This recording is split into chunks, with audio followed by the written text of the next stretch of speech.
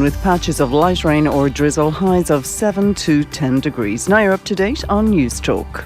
Football on Off the Ball. With Sky, watch Fulham take on Spurs on Monday Night Football. Live, only on Sky Sports. This is News Talk. And you're welcome back to Off the Ball Saturday here on News Talk. John Duggan with you through to 5 this evening. This is Football Saturday all the way until 5. Remember, Football on Off the Ball brought to you by Sky. The Premier League is back. Watch every live game for the rest of the season on Sky Sports, BT Sport and Premier Sports. Just before we get into it, just going to go through some scores from the rest of the sporting world. We have the O'Byrne Cup final in Gaelic football.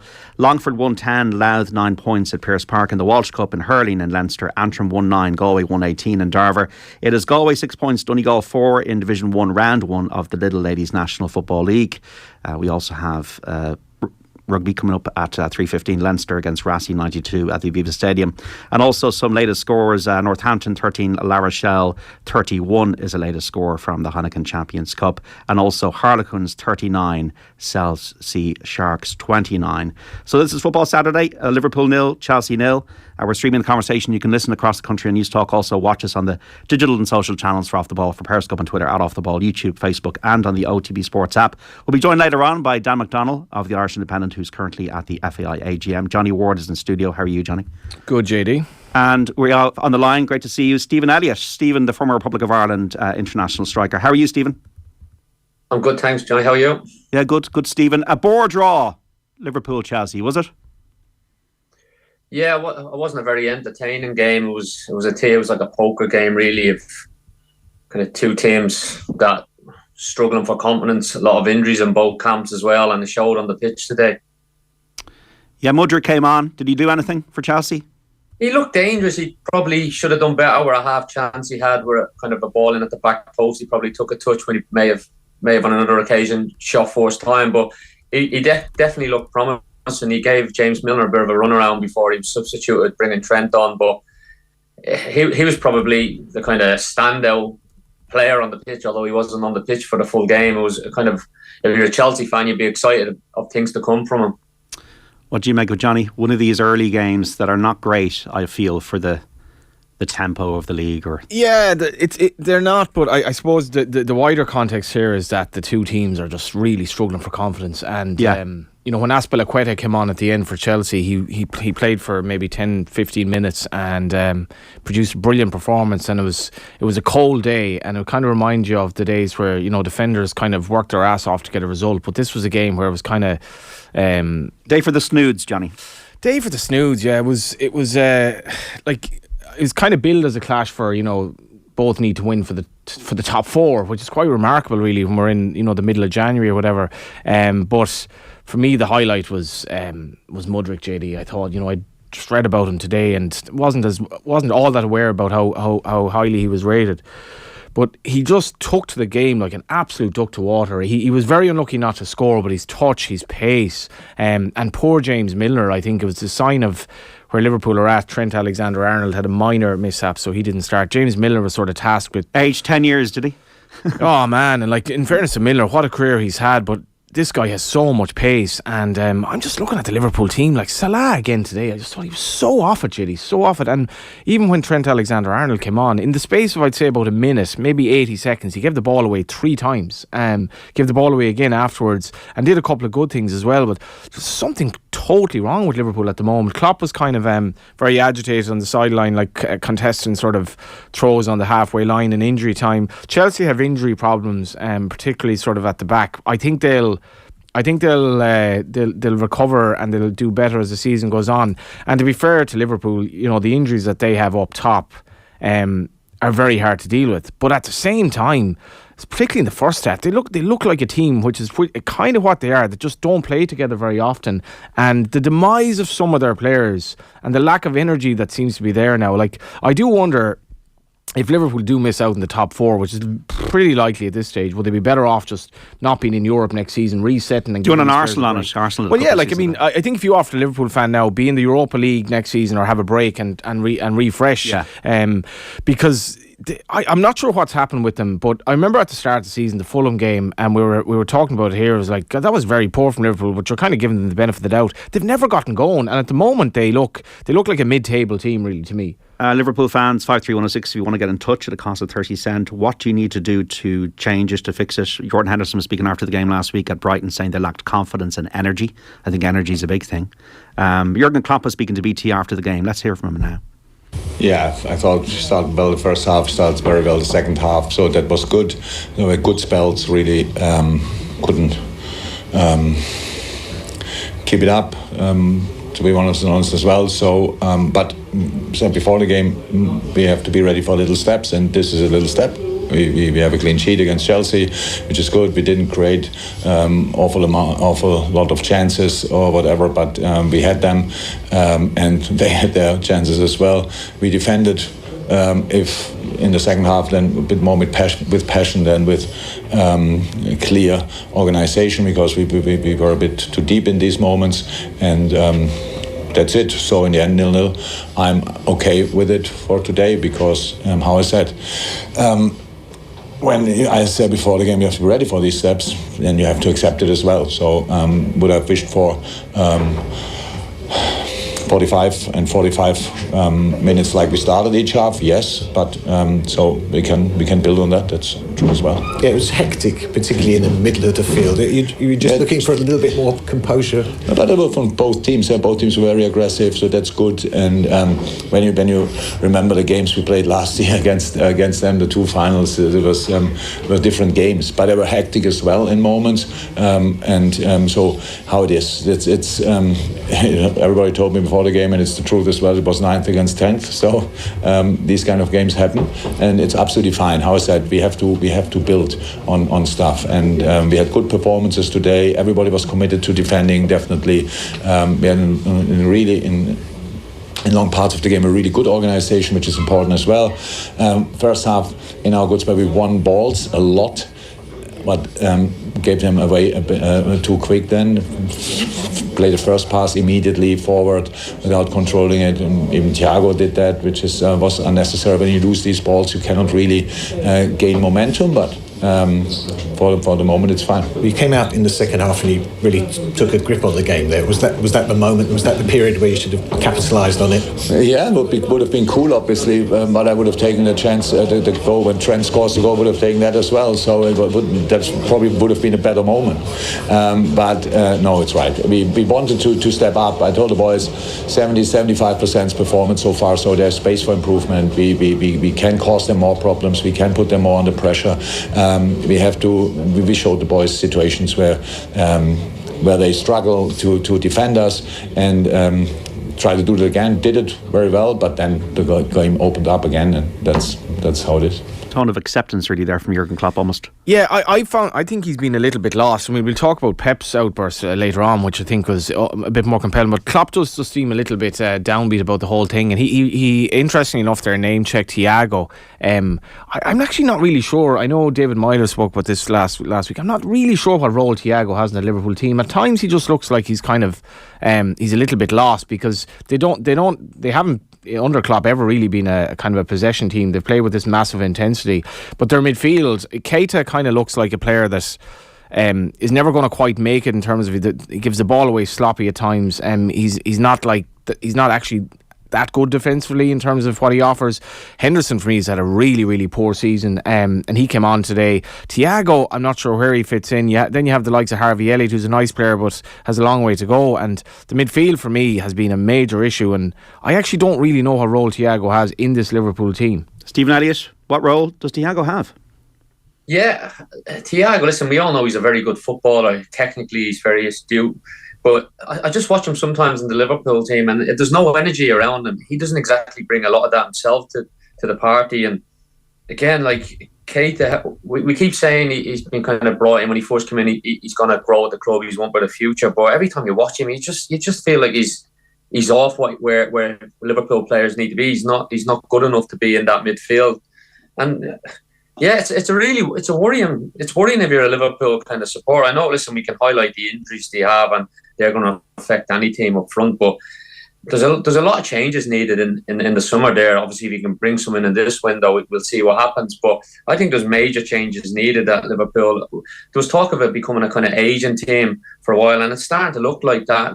I know Johnny mentioned Henderson there. Listen, Henderson's been a superb player over the years, like won the Premier League, Champions League, and you can't fault him the effort he's put in after Stevie Gerrard left the club to kind of carry that captaincy on. But there's a lot of change, even like when you do have your injuries. Like, no disrespect, I know we mentioned Milner already.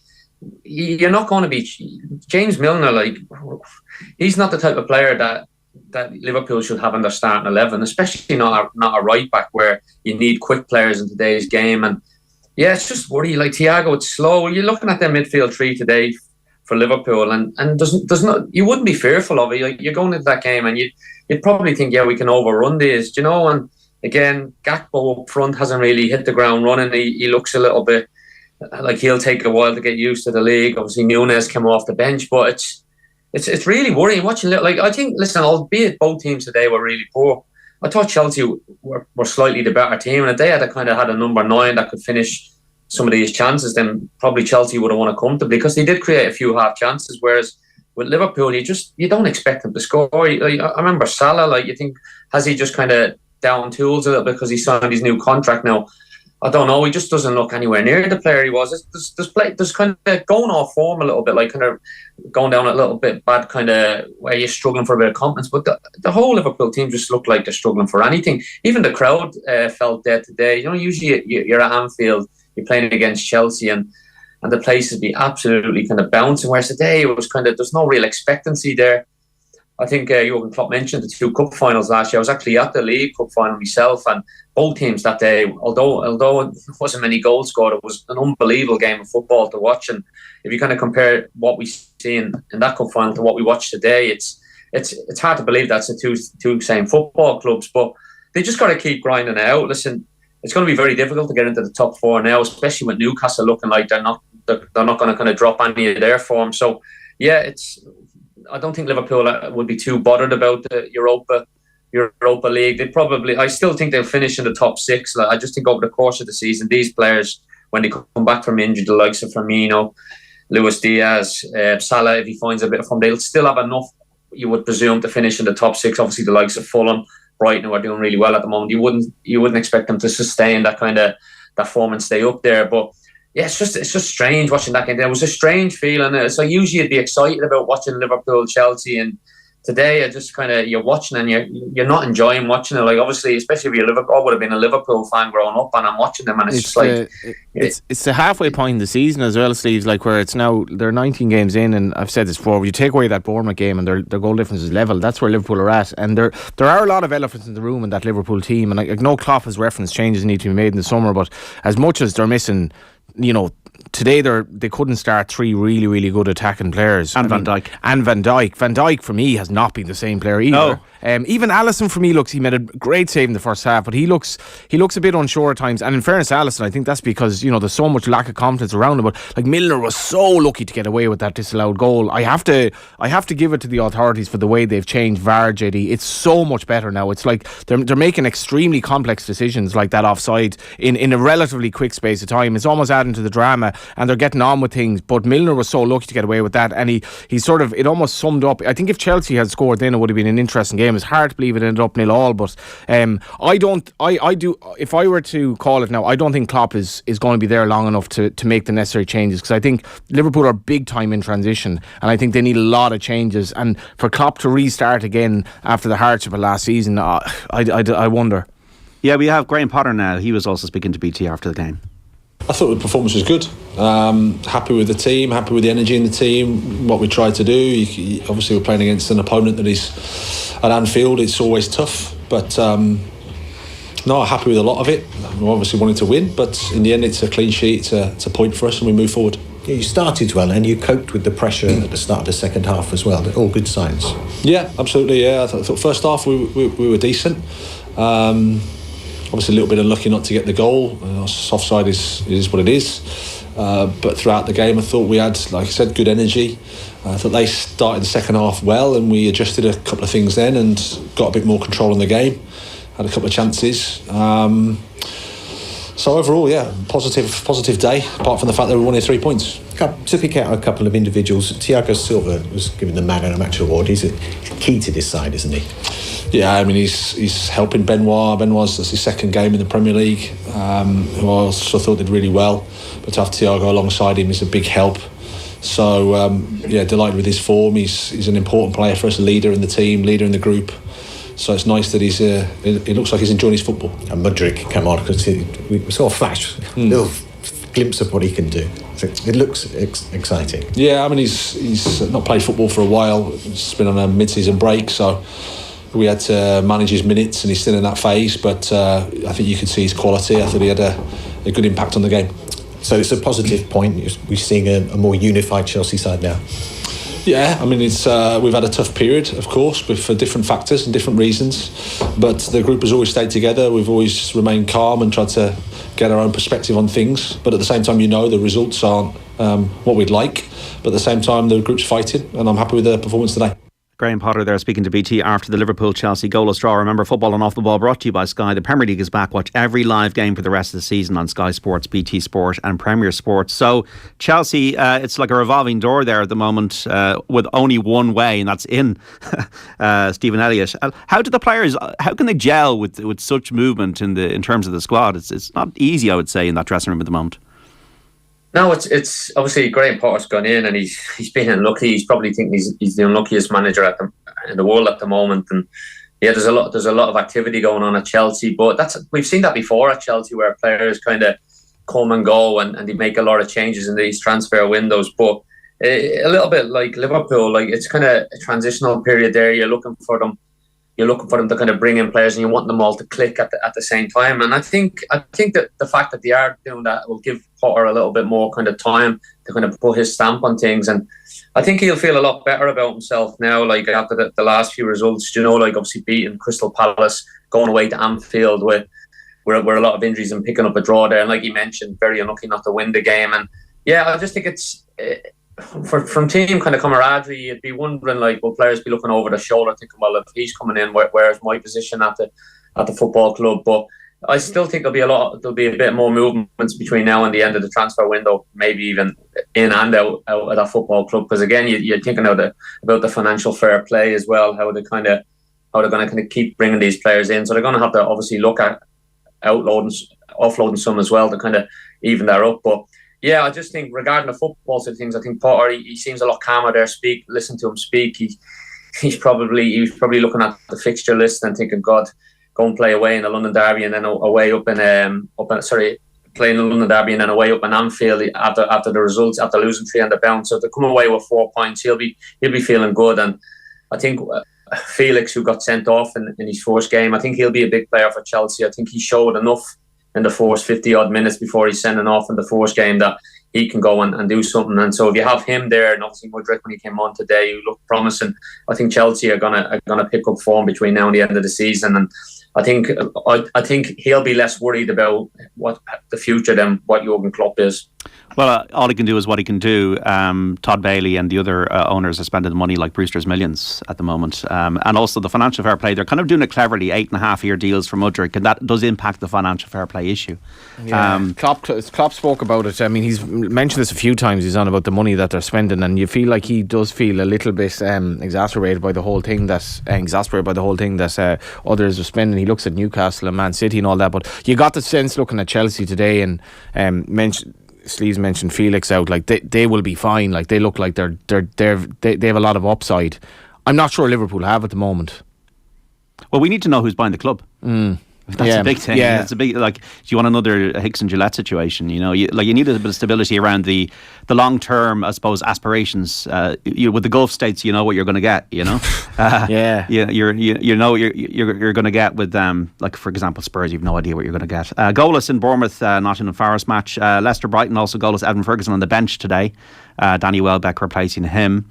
Southampton 0, Aston Villa 0, and West Ham 0, Everton 0. We're watching that on the TV at the moment. Moyes or Lampard, who's going to go first? And really, is it about them, or is it more about like the way these clubs are being run again in terms of transfer policy and also like legacy issues, especially at Everton going back the last few years? But in the Championship, we have Coventry 2, Norwich 4, a result.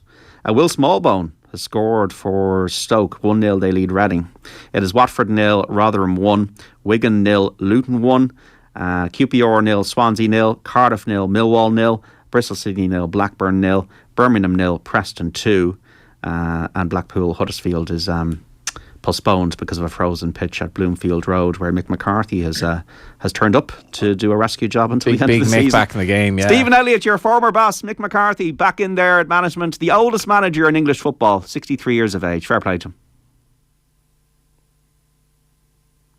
Stephen, are you there?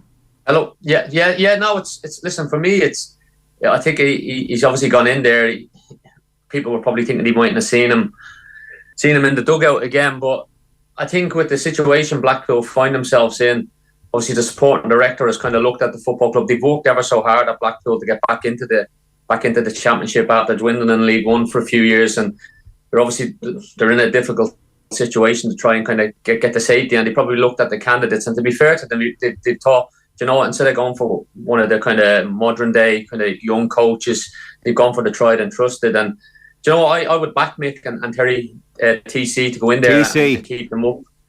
Yeah, I think I just think they know the league, and you're speaking there about obviously the likes of Everton, kind of West Ham, about is it the owners with the club, what type of players, but ultimately as a manager, you've got a group of players there. It's your job to kind of go out there and set them up and to try and get results. And I think there's, in the position Blackpool find themselves in, I don't think there's a better man to go in and kind of do that. Obviously, just hearing the games postponed there today, he won't be. I don't think he'd be massively disappointed about that, because I'll give him another week to kind of get his ideas and how he wants to play, and it gets him to kind of see the players a little bit more. So I don't think he'd be too disappointed about that. But now I'm delighted to see him back in, and I wish him all the best, because again, for me, he was brilliant with my career, and again, he's somebody that has proven, and you know, I just think he done well at Cardiff when he originally went in, so I think Blackpool are in good hands. I think it's nice to see, and for the Irish lads there, Andy Lyons in particular, JD, Mick would have, I think, a reputation for liking Irish players in general at the various clubs he's been at, and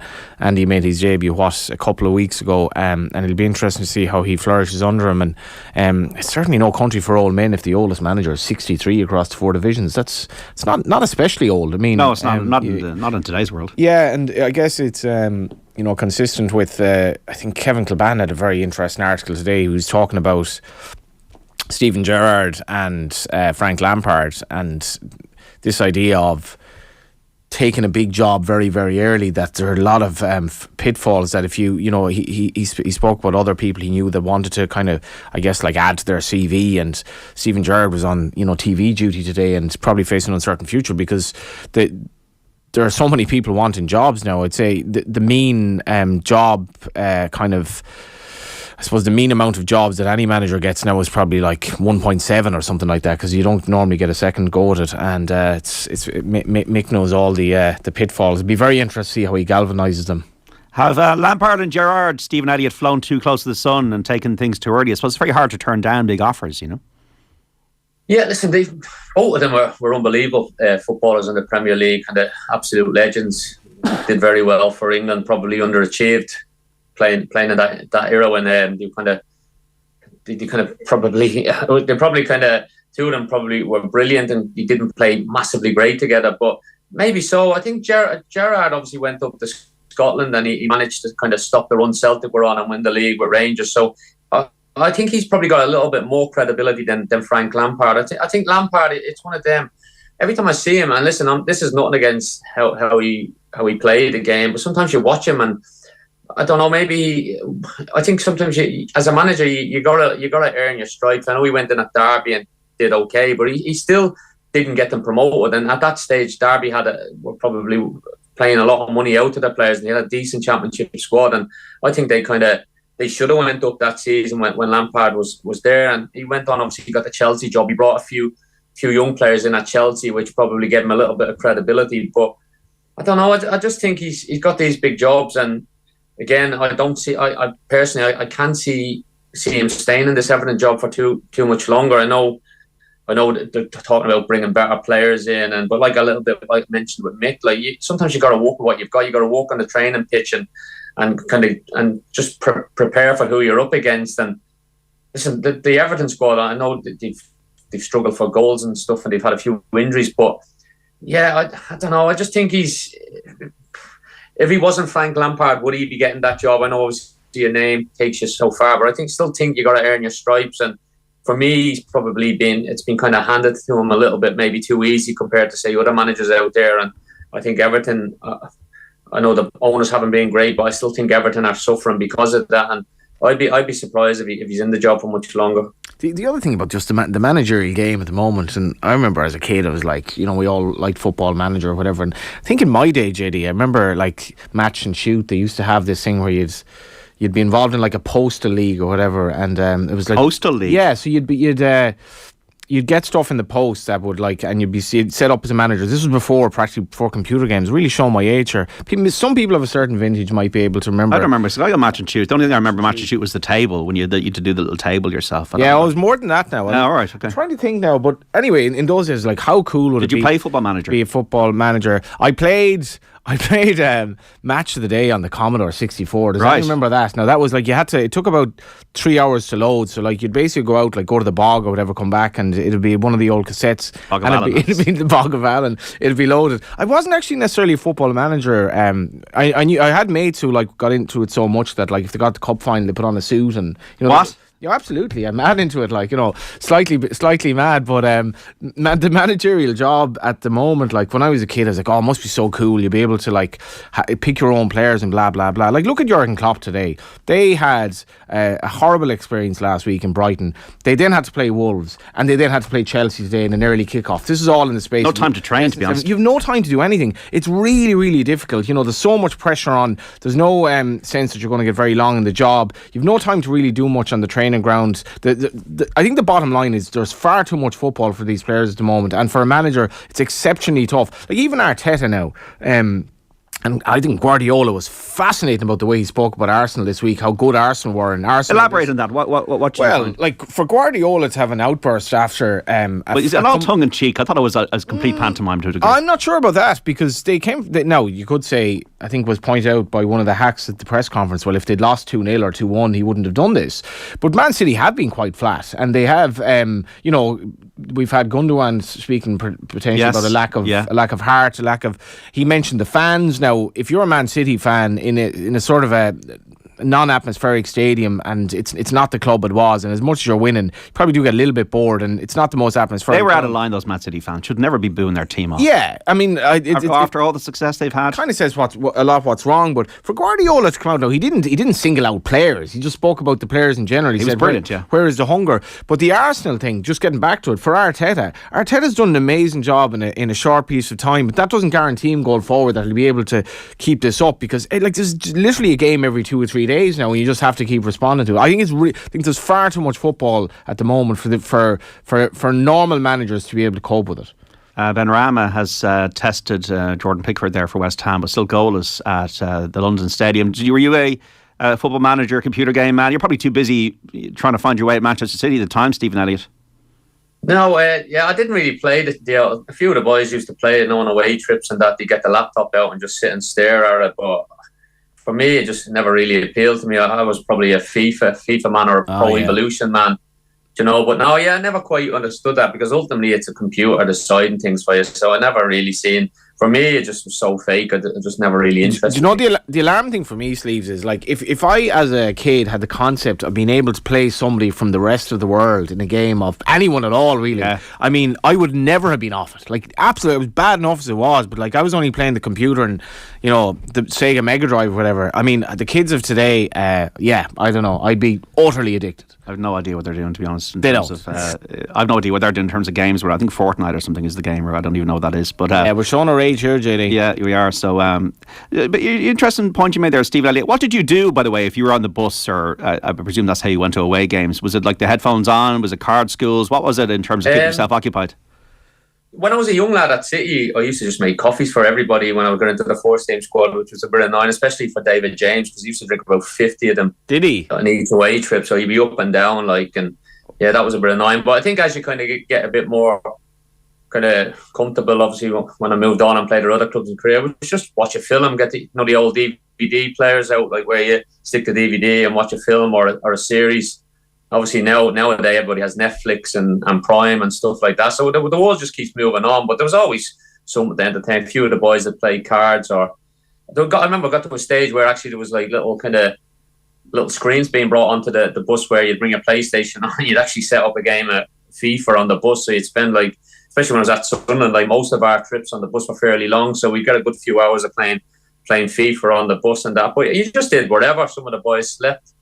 You named David James there, wasn't he? Wasn't he the guy who was like mad into Tomb Raider, and it was like he was essentially spending too long on the computer. And this is going back a long time ago when it was kind of in its infancy. David James, yeah. Yeah, there was talk of that I think he had an addictive personality, like, and again, I just always remember him drinking loads of coffee and stuff, and at that time I didn't drink coffee. I was obviously only young. I only started drinking coffee as you get a bit older, when the kids came along to try and keep you awake. But because Liverpool fans of a certain vintage, remember he was called like Calamity James because he had this really bad run of form in big games, and it came out. He always struck me, Sleeves, as a intriguing character, like kind of, I don't know, there was always more than just a goalkeeper there. Yeah, he was a fabulous goalkeeper. Like he's physically, he was some specimen. He was always in the gym. He was ripped to shreds, and he did quite well when he's at Man City. But yeah, he must have been high as a kite on caffeine when he used to be playing games, because he drank an awful lot of coffee now. But yeah, he was a good keeper, and I think it came out he had some kind of issues as well, didn't he? I think in that, but now he had a really good career. And but again, for me at that time, when you're a young lad, you just do whatever you're asked on the bus. You know what I mean? They ask you to do anything, you kind of feel obliged to do it, like, because obviously you're trying to kind of respect these kind of seasoned pros. You know what I mean? It's kind of, it goes without saying. I don't know whether it's the exact same now for young lads. They tend to get a little bit more early doors now, so they probably live in a different. Or if you're Rico Lewis, you're in the first team and playing outstanding football. He did amazingly the other night. Sorry, who was that? Rico Lewis, the 18-year-old, the kid. Oh yeah, he came in. Yeah, well, he didn't like this Man City. I think Pep Guardiola with his young lads, he obviously keeps a close eye on them. And when I think at Man City, they play a certain way all through the football club. And when players do come in, they don't look out of place. And yeah, he looks a really good prospect. Obviously, great clearance as well. The one he knocked onto the crossbar. And I think City will be in.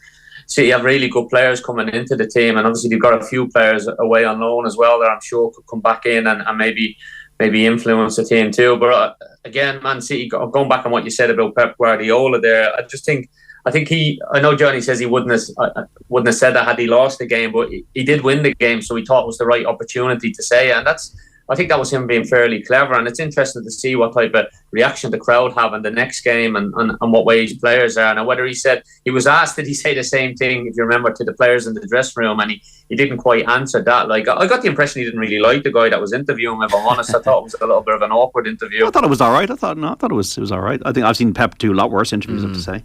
Jayden Anthony has scored for Bournemouth 1-0 against Forest. And Brighton have scored against Leicester. They're flying, Brighton, at the moment under Roberto De Zerbi, and that is Karu Matoma, who's had a sensational run of late. And also Irish goals in the Championship. Alan Brown has scored for Preston to go 2-0 up at Birmingham. Robbie Brady with the assists. So Will Smallbone and Alan Brown scored in the Championship, where it is result Coventry 2, Norwich 4, Birmingham 0, Preston 2, latest score. Bristol City 0, Blackburn 0, Cardiff 0, Millwall 1. It is QPR 1, Swansea 0, Stoke 1, Reading 0, Watford 0, Rotherham 1, and West Ham. Jared Bowen has scored 1-0 against Everton. Might be a hint of offside here. It's been coming. Half looking at it, has been coming. I mean, whatever about two teams lacking confidence, one just has none at all, and I do wonder what Lampard, if they do this. Everton are going down, I'm telling you this. It's only halfway through the season. They look doomed. Well, they need to get in. I mean, I'm giving out about it, but they need a new manager. I mean, they need somebody to come in and just change things Sean up. Dyche, where are you? Yeah, I mean, Lampard, for me, he was a questionable appointment. But anyway, it was a cross into the box. Yeah, look at the offside trap, or otherwise is that offside? The first ball, there are two players ahead of the line. Looks like it's fine. Looks all right to me. Jared Bowen for West Ham United. It's headed back by an Everton player. Anyway, 6s and 7s. They're all over the shop defensively there, and you imagine that the game is a bit up for Lamps.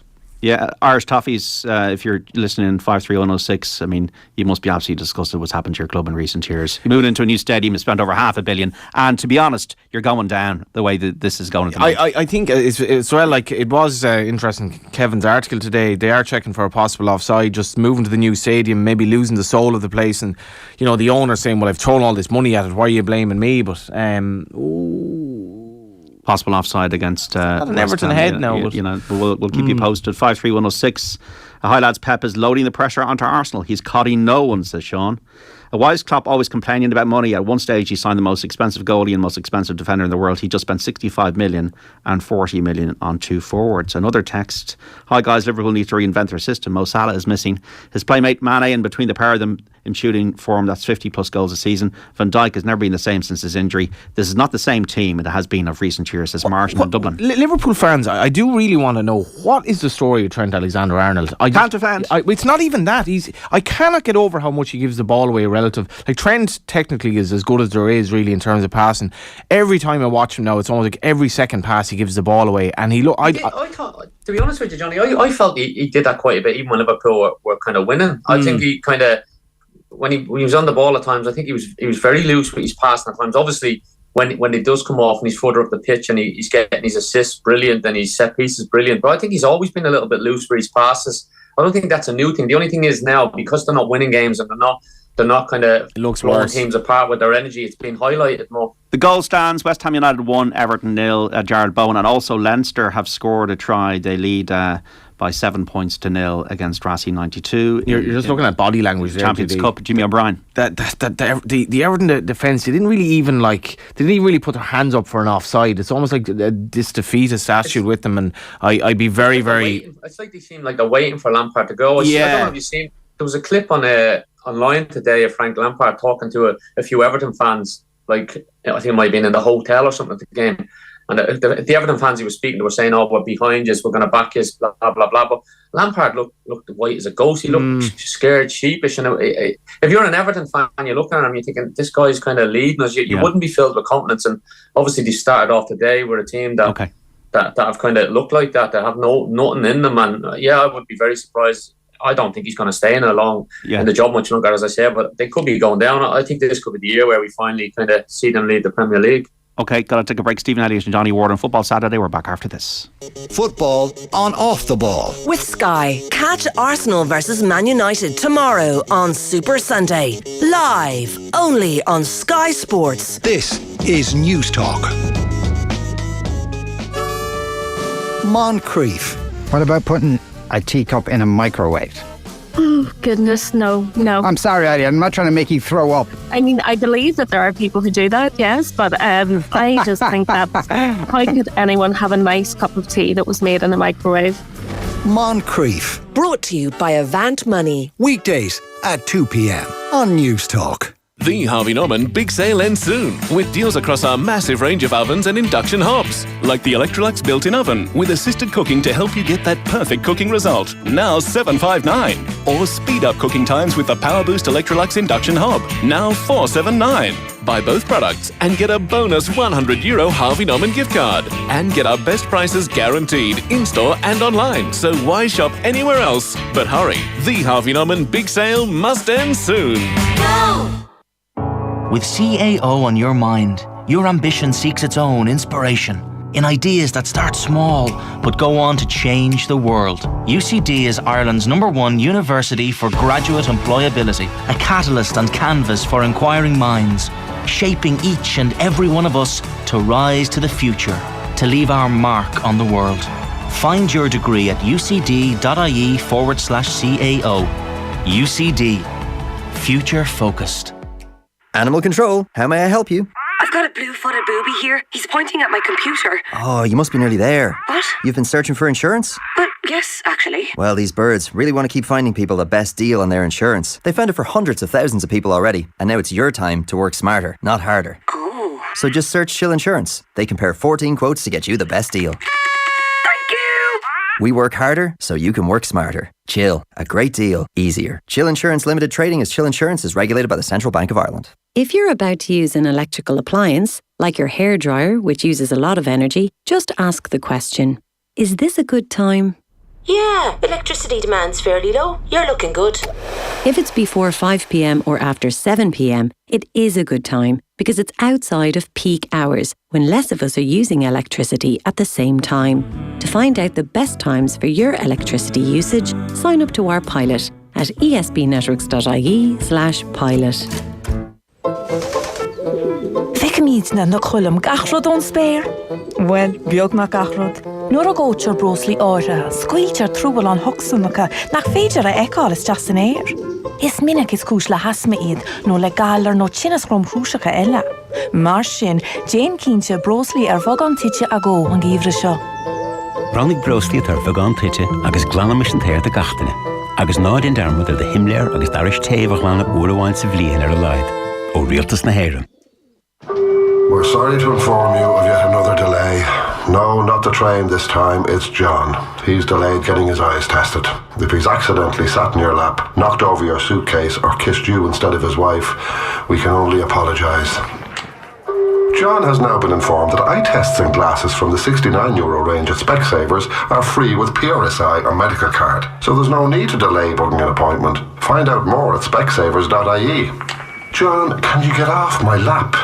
Dreaming of the ideal breakaway? Why not start the new year in style with a break at the Sleeve Russell in County Cavan? Discover our 300-acre setting with lakeside walks, cosy fires and affordable luxury. Experience this hidden gem in the hidden heartlands, just 90 minutes from Dublin. To view our special offers and book your breakaway, visit sleeverussell.ie. Air Gigabit Fibre broadband is our best ever broadband, way better than cable. It's your own line straight to your home, so no more sharing with the neighbours. Mrs. Murphy was on my internet. What is she saying? Sign up today and get 1 month free. Plus, Virgin Media customers save up to €300 by switching to Air. Call 1-800-500-300-GO in store or visit air.ie. Offer ends 31st of January, subject to location and availability. 12-month contract. Setup fees may apply. T's and C's apply. See air.ie/save300. At Ulster Bank, our team is continuing to close current and deposit accounts, along with some of our branches. At this time, if your notice period and your deadline has passed, your account is now queued for closure. All personal and business account deadlines are fast approaching. You must take urgent action. If you are still relying on your bank account and in need of more support, please contact us immediately. Visit ulsterbank.ie, your local branch, or call 0818 210 260. Call costs may vary and calls from mobiles may not be free.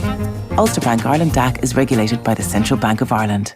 Football on Off the Ball. With Sky, watch Fulham take on Spurs on Monday Night Football. Live, only on Sky Sports. This is News Talk. And welcome back to Off the Ball Saturday here on News Talk. John Duggan with you through to 5. This is Football Saturday. Remember, Football on Off the Ball brought to you by Sky. All the football you love in one place across Sky Sports, BT Sport and Premier Sports. Stephen Elliott on the line with Johnny Ward in studio. Johnny, West Ham 2, Everton 0. Jared Bowen again. Bowen again. I was talking to you. Seamus Coleman is raiding down the right here to try and salvage something. I was just saying to you, as the goal was developing, JD, this is a shambles. I mean, this is just like loose tackling, and despite the fact it looked like a sort of a 4-on-1 in the box for Everton defensively, Bowen got onto it. And just looking at the table here, and we're just talking during the break, so Everton at the moment they're 2 points off Leicester, who are in 7th last. So they just scored, by the way. Leicester 1-1 against Brighton. Mark Albrighton. It's eminently fixable if they bring in a manager. But just looking at the body language of that player, is like, if Lampard survives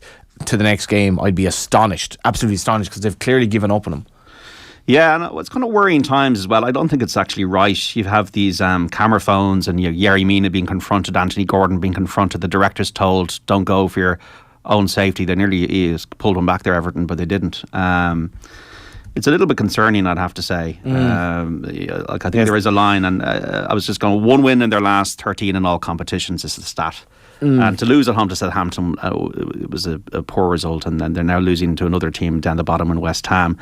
Is it the case, I'm sure you've been there, Stephen Elliott, a few times when the players almost down tools? I know they're paid professionals, but sometimes they're waiting for a change of management.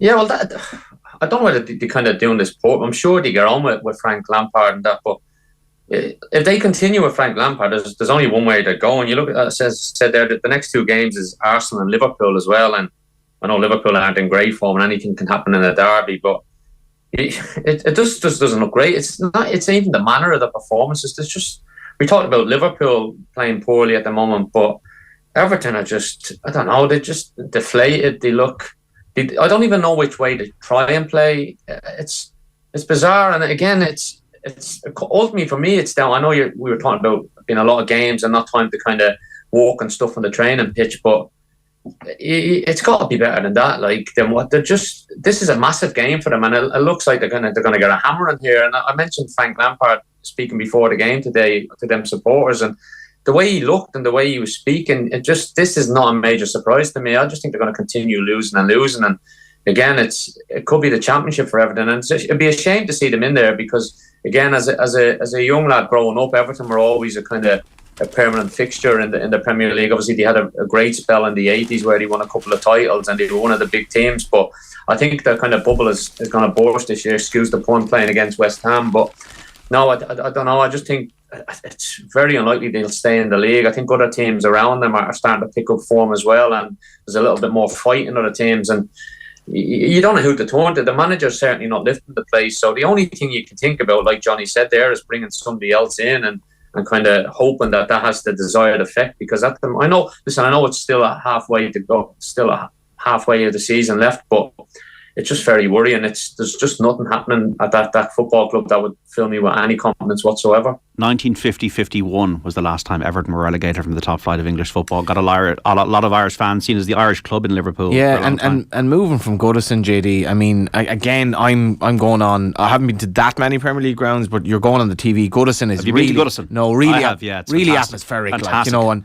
obviously moving to the new ground, and I think you kind of, I mean, Spurs moved to a new ground that, you know, by all accounts is great, but like a lot of the time you lose your soul, and it is kind of sad. But at the same time, you look at the teams down there, the likes of Bournemouth, Wolves, who were poor, I thought, against Liverpool the other night, Leeds, Leicester, even Forest, Palace. Like Everton just probably do need to make a change, and their situation isn't that bad in terms of their points with the view to the second half of the season. Yeah, 9 managers in 7 years. I think Farhad Moshiri's got a lot to answer for, and an owner that has not been successful, you'd have to say, in the Premier League. Leicester won, Brighton won, as I said. A drone has made an appearance in the Southampton Villa game, so the players have gone off the pitch in that one. West Ham 2, Everton 0, Bournemouth 1, Nottingham Forest 0, Liverpool 0, Chelsea 0. A result from earlier. Crystal Palace and Newcastle kick off at 5:30. In the rugby, Leinster are leading, as you'd expect, 7-0 against Racine at the Aviva Stadium. So that's what's going on there. Leinster just, you know, we know they're probably going to be in the final, but can they win it this year in the Champions Cup? We got commentary of Munster tomorrow against Toulouse. Bordeaux-Bègles 10, Gloucester 5, Northampton 13, La Rochelle 31 is a result. And another result, Harlequins 39, Selshey Sharks 29. So 39-29 for Harlequins over the Sharks, a win for them. Longford deservedly have won the O'Byrne Cup. They fulfilled all their fixtures. 3-13 to Louth, 12 points at Pearse Park. Antrim 2-15, Galway 131, so win for Galway in the Walsh Cup and hurling. And in the Ladies National Football League Division 1, round 1, sponsored by Lidl, Galway 11 points, Donegal 6 points at Tuam Stadium, 2 o'clock start. We kind of threw it out there, listeners, last week. We got a great response about phrases that annoyed you in football and cliches of pundits and managers and players. Michael Elise was really interesting during the week for Crystal Palace. He barely celebrated scoring an absolute sensational free kick to equalise against Manchester United, a small fist bump. But listeners out there, 53106, your favourite celebrations, the best celebrations you've seen in football.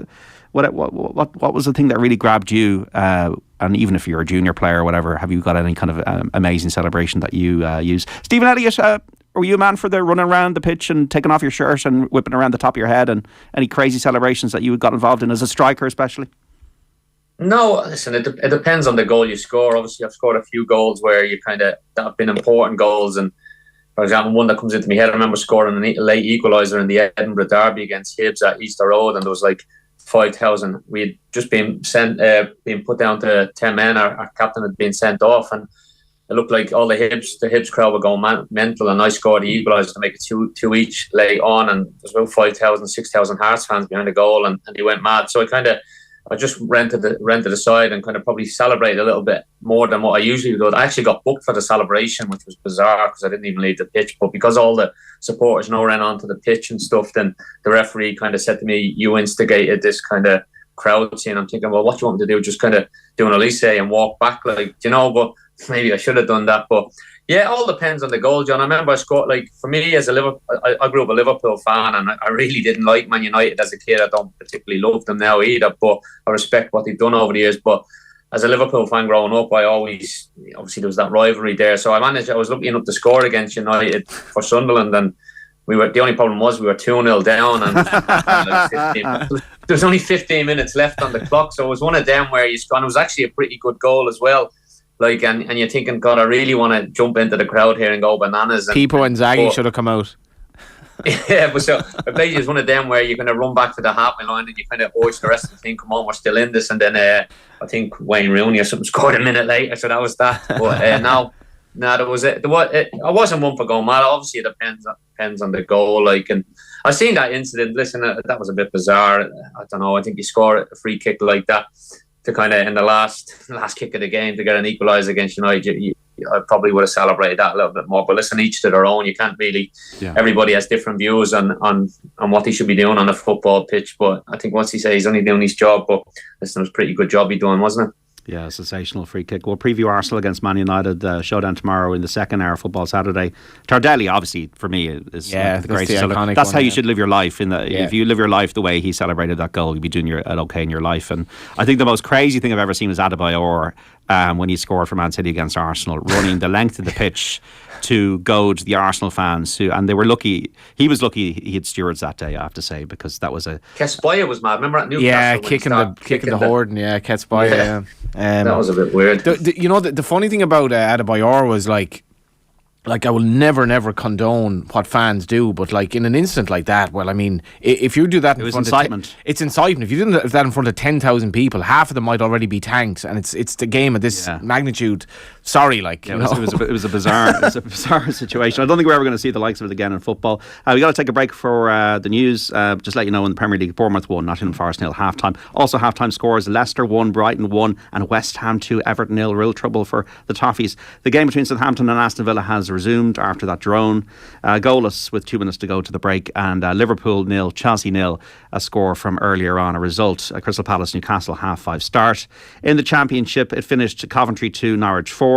Half-time scores: Birmingham 0, Preston 2, Bristol City 0, Blackburn 0. It is Cardiff 0, Millwall 1, QPR 1, Swansea 0. It is Stoke 1, Reading 0, Watford 0, Rotherham 1, and Wigan 0, Luton 1. Celtic thumped Morton by 5-0 in the Scottish Cup today, and Leinster are leading by 7 points to 0 against Racing 92 in the Heineken Champions Cup. Stephen Elliott, Dan McDonnell joining us after the FAI AGM, and Johnny Ward on Football Saturday between 4 and 5 after the news. Don't go away. On radio, on the News Talk app, powered by Go Loud, and smart speaker. Play News Talk. Starting college in 2023? At DBS, we want you to get to where you want to go. That's why we offer what we call real-world learning across a wide range of courses, all taught by people who are as successful at what they do as they are at teaching it. Make real-world learning your first choice. Choose DBS on your CAO form by February 1st. Visit dbs.ie. InsureMyVan.ie. Hi, I'm Ken Doherty. For all van drivers and business owners, InsureMyVan.ie is Ireland's low-cost van and commercial insurance specialist. For high-quality van and all commercial insurances, call InsureMyVan.ie. City Financial Marketing Group Limited, trading as InsureMyVan.ie, is regulated by the Central Bank of Ireland. At Centra this week we have great offers like Centra Fresh Irish Chicken Breast Fillets 680 gram only $6.99, Centra Soup 400 gram selected range any 2 for $3.50, and Casillero Del Diablo Cabernet Sauvignon only €10. Smart choices, choose Centra. Centra, live every day. Enjoy call sensibly. Your next move matters, so why not move better? Start your move to permanent TSB today. Apply in-app for our award-winning current account. So don't just move bank, move better. Apply in-app today.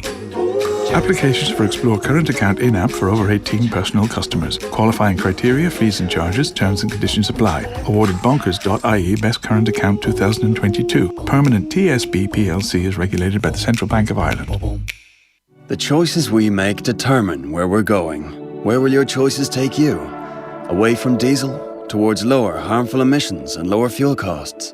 For thousands of Irish drivers, the choice is Toyota Hybrid Electric. See Ireland's best-selling hybrid electric range at your local dealer, including the Toyota CHR and Yaris Cross. Order today to avoid missing out.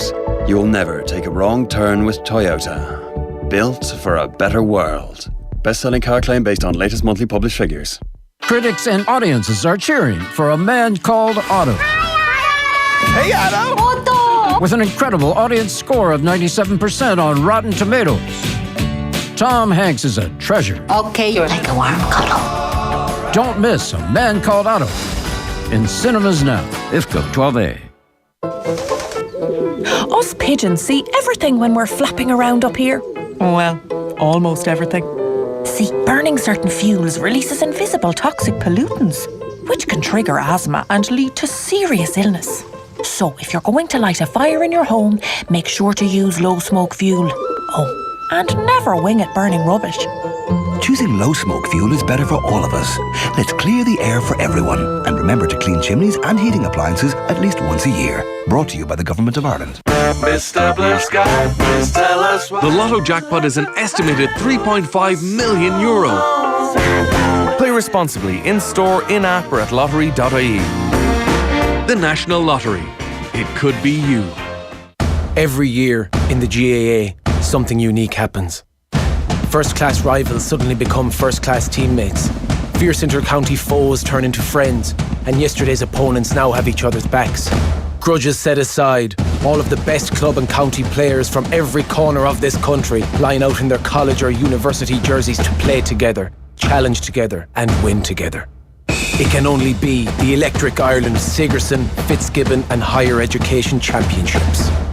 When my business grows up, I want it to be big and strong. There'll be hurdles along the way, but with the right payments partner, I'll grow a little every day. Until before I know it, my little business will be all grown up. Elevon. Grow into the business you want to be. Check out our offers on elevon.ie. Elevon Financial Services DAC Trading as Elevon Merchant Services is regulated by the Central Bank of Ireland. Bob the dog sits in the window all day. He barks when he sees the postman. He barks when he sees the meter reader. He barks when he sees the neighbours. He barks at butterflies. He barks at birds. So it's anyone's guess why he's not barking at the three lads currently robbing the house. But here we are. Thankfully, this January you can get a phone watch alarm that responds to break-ins and smoke in just 15 seconds for only €49. Yes, Bob, that is a good deal. Life is unpredictable. Don't be alarmed, be phone watched. Offer ends January 29th. Visit phonewatch.ie. Monitoring fees apply. The Pat Kenny Show. You've given me a picture of a bike being stolen. I saw a guy basically going at a bike, clearly trying to break the lock open. I took a photo of him, and at that point I decided it was not in my best interest necessarily stick around too long because he didn't seem to be deterred from what he was doing. So he kept at the bike even though you took a picture of him? Yeah. The Pat Kenny Show. With Aviva Insurance. Weekdays at 9 a.m. on News Talk. On 106 to 108 FM. On the News Talk app, powered by Go Loud and smart speakers. This is News Talk. It's 4 o'clock. Good afternoon. I'm Lindsay Dolan. Large crowds gathered across the country today to protest over A&E overcrowding. Campaign groups are calling for increased capacity in hospital emergency departments and to stop downgrading services at others. It comes as 482 patients were left waiting for a bed in Irish hospitals yesterday.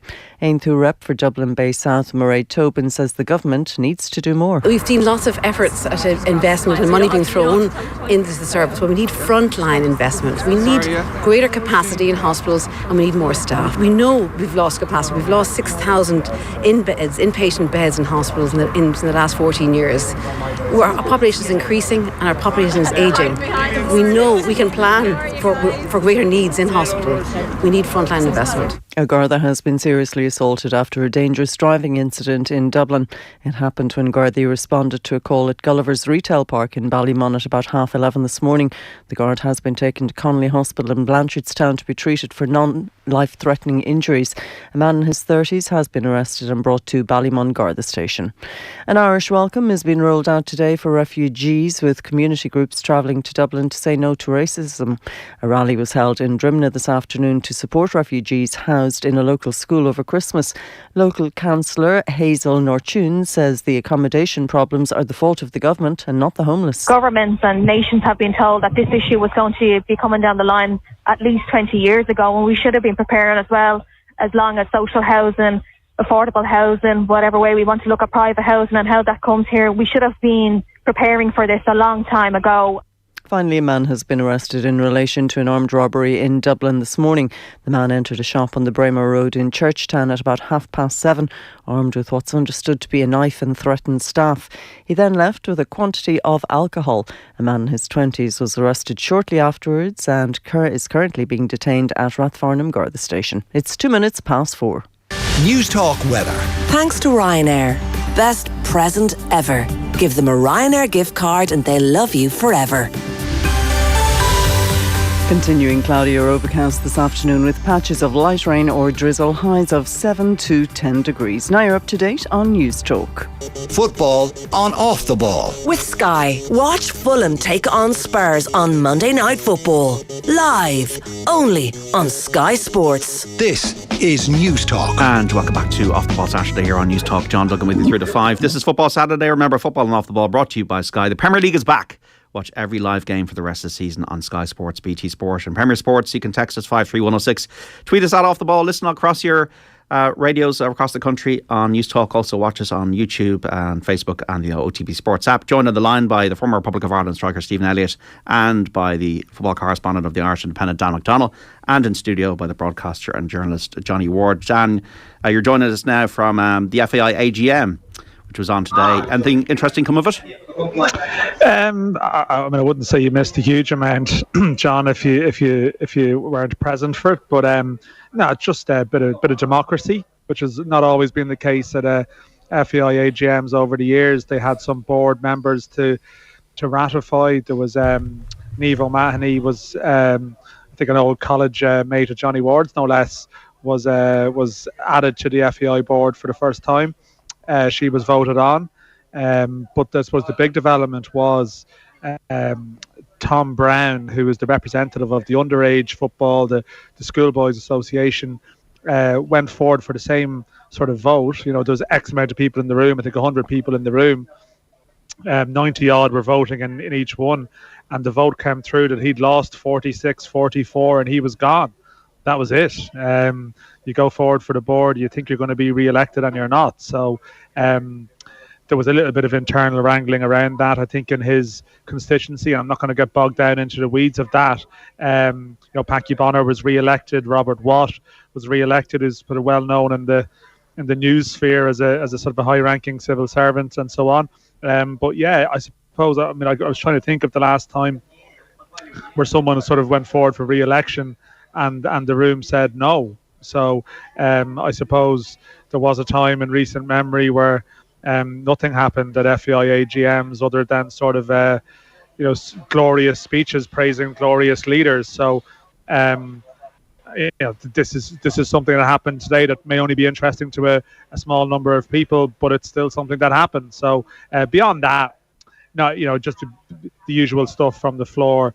There's a press conference afterwards where a few things were touched upon which will be teased out in the coming days, but nothing remarkable, in short.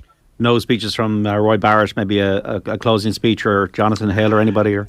Well, Roy Barrett did do a press conference last week, but the thing about it is that while Roy Barrett has stepped down from the board, he may well end up remaining on the board for most of 2023. He is there until he's formally replaced, and there's a process involved for that to happen, which will certainly take months anyway. So he will presumably at some stage in the future give some kind of closing speech or comments, but that didn't happen today.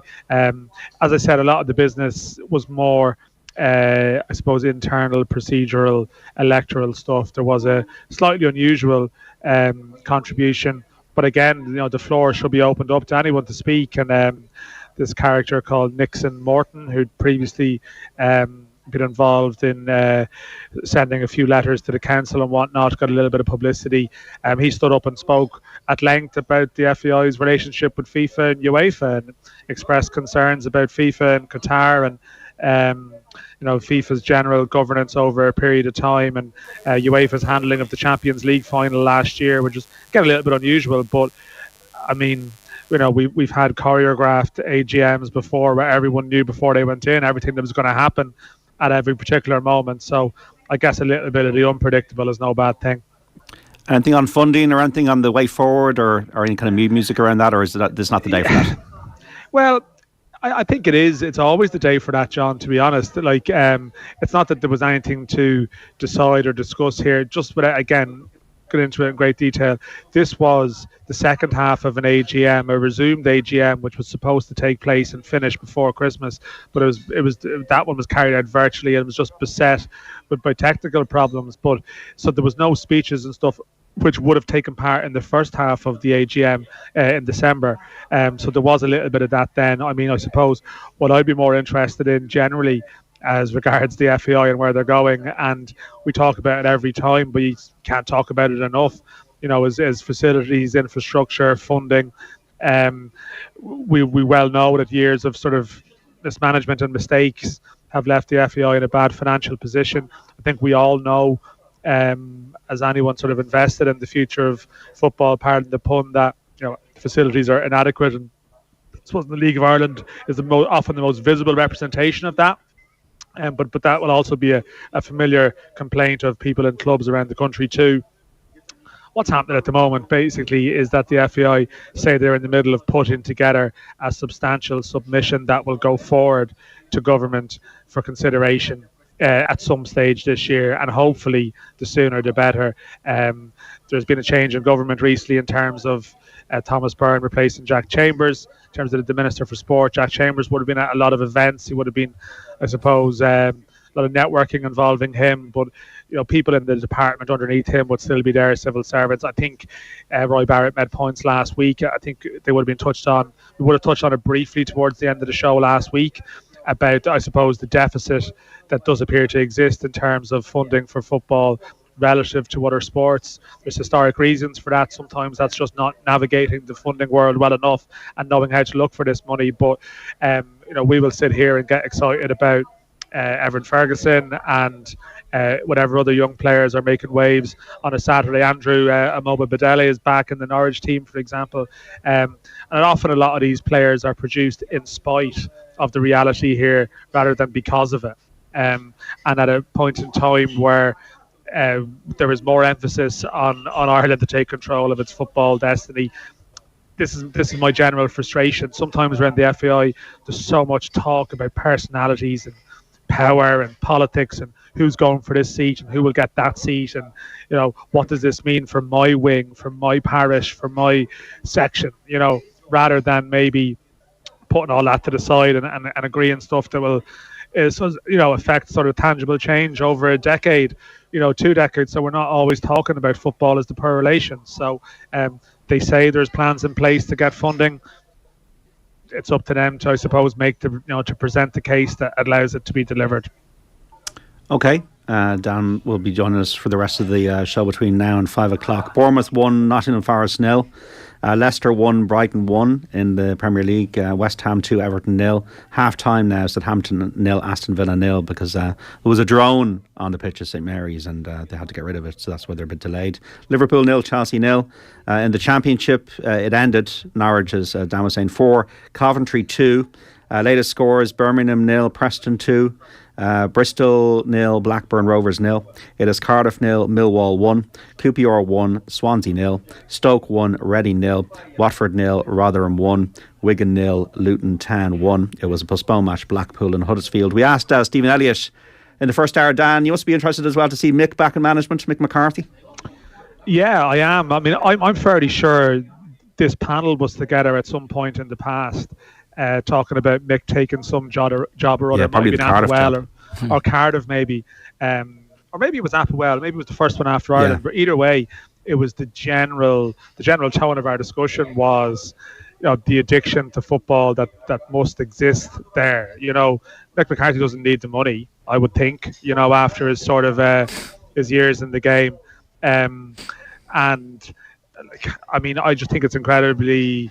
It is impressive that you're willing to go again. I mean, I suppose, you do see these candidates knocking around the leagues who keep going, but you also see young managers, at 40, 41, 42 who are completely burned out. Like the game completely burns them out. And I think for him to go again, I mean, Blackpool is not a particularly glamorous job. It is a championship job. It's great to get an opportunity at that level. it's a firefighting gig. It's a club that's had a few issues off the park in recent years.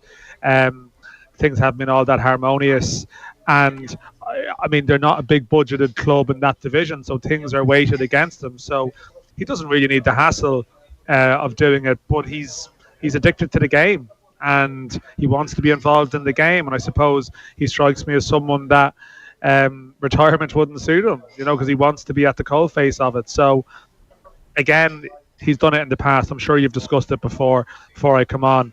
Like, he's very good in these situations to come in and sort of rescue a situation and get the results they need. And yeah, Andy Lyons is there, as we know. We're obviously invested enough in Andy Lyons and CJ Hamilton as well, and particularly Andy Lyons, who's big opportunity in his career to go to England, to go to a club, to go to a manager who presumably wanted him, and then he's gone after 2 games. And these are the things in which careers can turn sometimes. But you would hope Mick McCarthy, someone who's very always open to bringing players from Ireland to the UK, Stephen Ward, Matt Doherty, amongst others, he'd be well disposed to Andy Lyons in terms of giving him a chance too. He Dan mentioned that Bamidele as well coming back to it. Do you think that's it's just an extension of the sort of little good news stories that Stephen Kenny has had with a view to March, and I think he has the backing of an FAI board that whatever you can say about it, and maybe some people will have some questions in terms of the FAI board that has backed him, and things are fairly stable in that regard, and he can look forward to this campaign. And Bamidele, we got to remember how he lifted the crowd in that game against Serbia, and how good he was in that second half, along with Gavin Bazunu, and a lot of young players, principally obviously Evan Ferguson doing well last week. Obviously a lot of Irish scorers, Alan Brown scoring today, so things are looking cautiously positive ahead of this campaign, for all that we've an awful lot of work to do. Some comments on YouTube. Paul Byrne, what's this agenda against Thiago about? He's clearly Liverpool's best midfielder, and Brian adding Thiago's excellent. It's the others around him that are the issue. Fabinho's after falling off a cliff. Henderson's done at the top level with 12 months. Klopp picking Elliott doesn't help either. Yeah, at right centre midfield. It's not, obviously, I mean, it doesn't take a genius to figure out Thiago's such a gifted footballer. I'm not sure, is he a little bit of a fish out of water in that Liverpool system? I don't really know what his role is, and somebody can maybe explain to me, some of the Liverpool fans, what's Thiago's role in terms of keeping them ticking over, because I don't see it. And to me, today they looked a totally dysfunctional team for much of that game. 53106. I hope Ferguson isn't rushed into the Ireland team, but is there a world in which he declares for England if Southgate and the FA come calling? Absolutely not. Kerry, it's not going to happen. John, that is just the most rubbish discussion I think I've ever heard in my years of journalism. I think that has to be the top of the list. I mean, it's post Declan Rice traumatic syndrome of some description. And Grealish. Yeah, well, but I mean, it's just, I mean, Rice went pretty far, but sometimes you're just stirring up fear for no reason. I don't think it's fair, and even on Evan Ferguson, it's just absolute nonsense. It's not even worth. I mean, you read it out, and naturally you have to respond to it. But just anyone out there, just don't pay any attention to that. It's complete rubbish. Yeah, I have seen it in other places as well, because it's a strange. Yeah, it has been headline in a national paper. I was like, "What? This is not even a story. Literally not a story." I actually have a piece of Gareth Southgate about tomorrow. But, listeners out there, it's a non-story. Evan Ferguson's Irish. He's not going to be English. It's not going to happen. It's okay. It's not going to happen, okay? 53106. We also have goal celebrations after the Olise thing during the week. Hi lads, Damien Duff celebration, the O2 World Cup, Saudi Arabia was brilliant. Sean Boyd replicating it in Daily Mail last season too. Loved it, says Connor in Dublin. And Eric Cantona at Old Trafford, December 96, chipped the keeper in off the top corner of the stanchion, just stands on the spot and turns 360. I was actually seeing a Twitter kind of thread on Eric Cantona. Was got into a lot of trouble when he was in France before the whole kung fu kick, so he wasn't somebody who just came to disciplinary issues when he arrived at Man United. So it's worth kind of investigating his early career. He was a hothead. Do you not remember? Was it against Swindon Town? John Moncur, he stamped on him. Cantona had Man United had a lot of very hot characters in that team. Yeah, that's one of the reasons. That is one of them. And exactly, and that is one of the reasons why Sleeves and I absolutely hated them as kids. And it was like they were not a likeable team. They got an awful lot of penalties at Old Trafford. Ferguson wasn't a particularly likeable manager, and Liverpool were no good as well. So that was essentially One of the reasons I didn't like them. But Cantona, the likes of Ince, Keane, obviously Mark Hughes, they were hard men. Was it hate? Stephen, wasn't as far as hate, was it? Was it hate? Nah, football hate. I wouldn't say I hated him, but it just was frustrating. Obviously, when you're in school and see all the Man United fans that come in with the jerseys on. I always remember the little string. Remember the little jersey that used to be tied up with the string. I remember seeing them come in with them on over PA. Just wanted to choke them, if I'm honest. But now it was. You've mellowed in your subsequent years. Yeah, that era of Man United was outrageous. The talent he had, it was just phenomenal. The players, I think Johnny mentioned rattled a few off there, a few of the hard players, but even the likes of, they just had a way of getting things done, and maybe that was intimidation as well. Was part of, you've seen the way Roy used to hound the referee, and then they'd all follow in behind him, and that was a little bit later. But yeah, I think you do need a little bit of that as well. Well, especially back in them days, you needed a little bit of that to be successful, and Man United certainly had. Obviously, Cantona, when he came in, he was definitely missing a few screws, but on the football pitch, he was a genius, and he was somebody that really he was kind of the finishing piece of the jigsaw for Man United, I think, at that time, and he kind of carried them over the line. I remember when he came back off that suspension, actually, and he scored a penalty against Liverpool.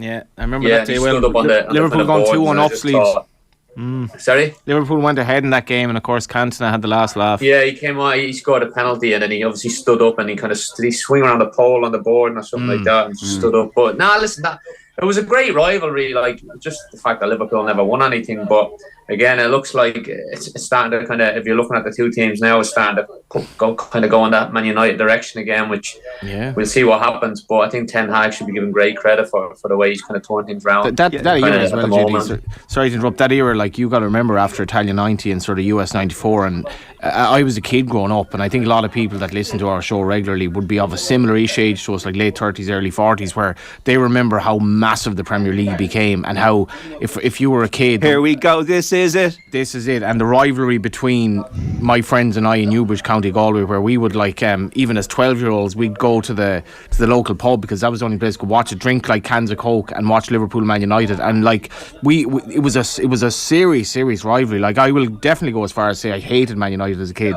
Pub crisps, and the pub would be packed because the Premier League absolutely took over. I wasn't into the League of Ireland at the time, and if you were of a certain vintage, I remember my dad coming home out of the blue. There was a satellite dish going up in the gaff, and I came home one day from school, and I probably hugged my father for the first time ever. I was infatuated, and the Liverpool Man United rivalry for me, I hated them. Sleep. Is this therapy, lads? I remember. I don't know if you remember. There used to be a station. I'm going back a long time here, where there used to be about 9 different stations on the little boxes on the telly, and Sky Sports used to be one of them on the little boxes. And I remember I used to watch the actual, because we didn't have Sky Sports in there, so I used to watch the matches on this little tiny box on a portable telly in the house, which looking back was absolutely mental if you think about all the kind of ways of watching games now. But it just goes to show you, that was when the Premier League was started. I always remember the 3-3 game, Liverpool United. Yeah, I remember that. I remember watching that on a little box, on that, like I said, on one of them screens. But listen, I think that's, for me, that when you're a kid, I think you grew up, they were the kind of games you look forward to. And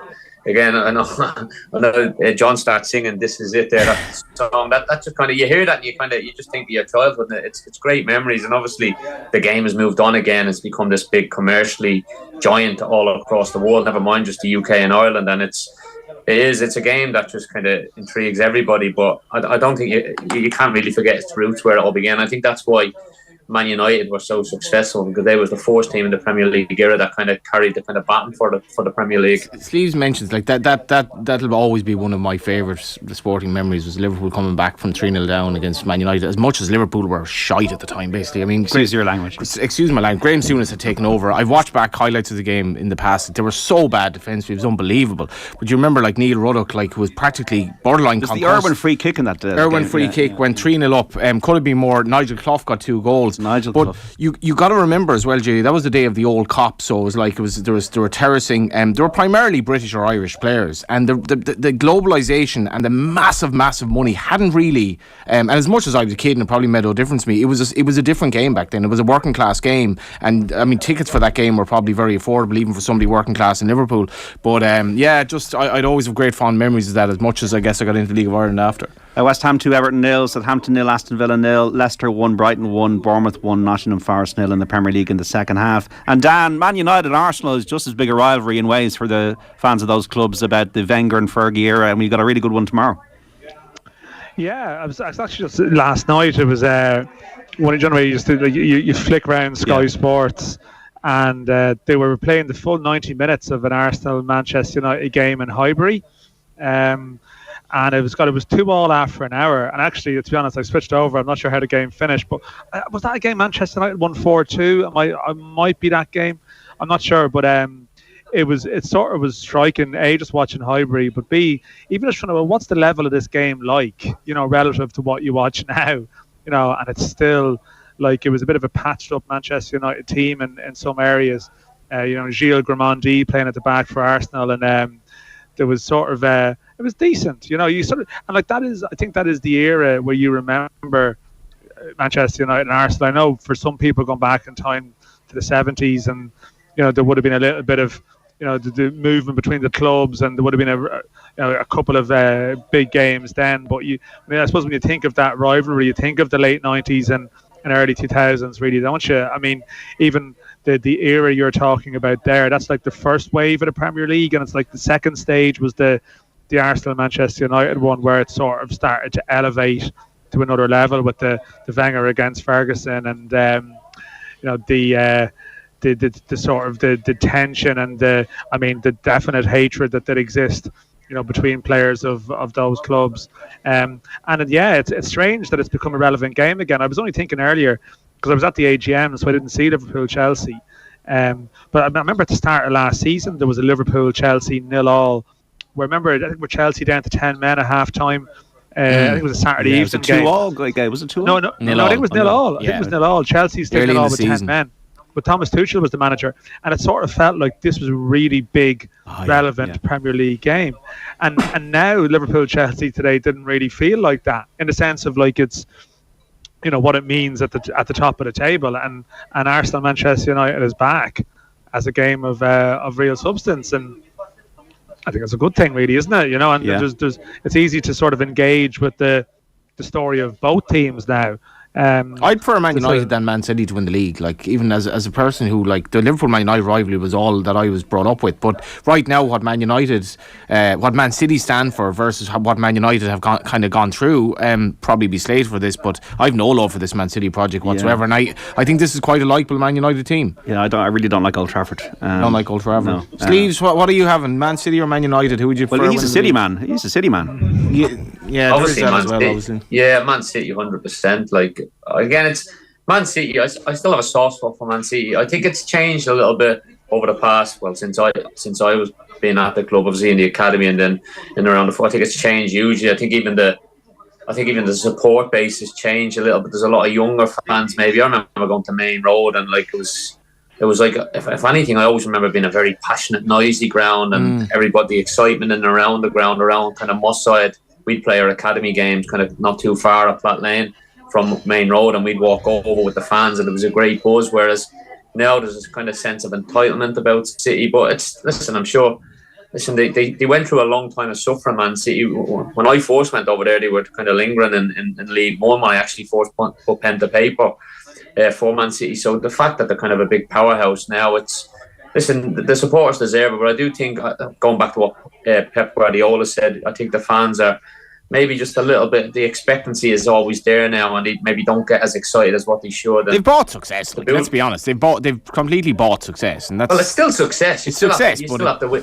Yeah, you Jack Walker by success. Jack Walker was a local businessman, though. He wasn't a petro state. Like, so it's like, that's why I can't warm to a project like this. And maybe, like, my brother said to me during supporting Liverpool all his life, he's like, if Qatar take over Liverpool, and I never thought I'd hear him say this, like, I probably won't support them anymore. I don't want to be... Yeah, like, but John, you say that. If you got, it's always been that case, really, if you look back on it. Yeah. Because even before our time, when Liverpool and Man United were strong in the kind of 70s, 80s, like, they were only strong because the best players were signing for them clubs. They were able to offer them, albeit it wasn't the money that was around nowadays, they were still able to offer them the highest amount of money in the league at that time, and then the better players went to Liverpool and Man United. So it's always kind of you can't really say that. You still have Didn't to go to manage Man these City things. though. I know that Man City were traditionally like a club that were totally, but then they just got all this money from Qatar, and then everything was grand. Johnny, but Johnny, the flip side of that is a bit like sort of Fianna Fáil and Fine Gael. It's like, you're the top of the tree, so you should always be there.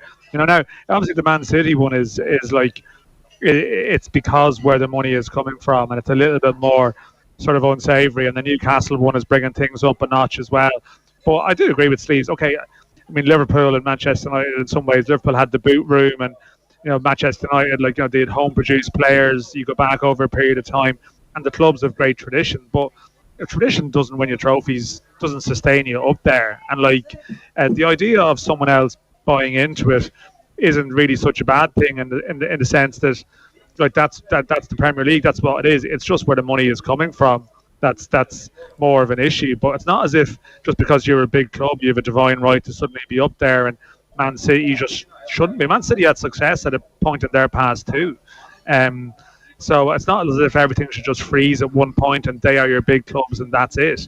Look at the money Everton where the cash is coming from. Everton spent over $500 million. They're going to probably go down. United has spent over $1 billion on transfers since the Glazers took over. You need to make sure you're bringing the right players in, and kind of your recruitment team needs to be right. You can't just say, I'm going to spend $50 million on a player, but because I spent $50 million on him, that means he's going to be a success. You have to go and analyse these players, and look at them and make sure they're the right fit for the football club. Yeah.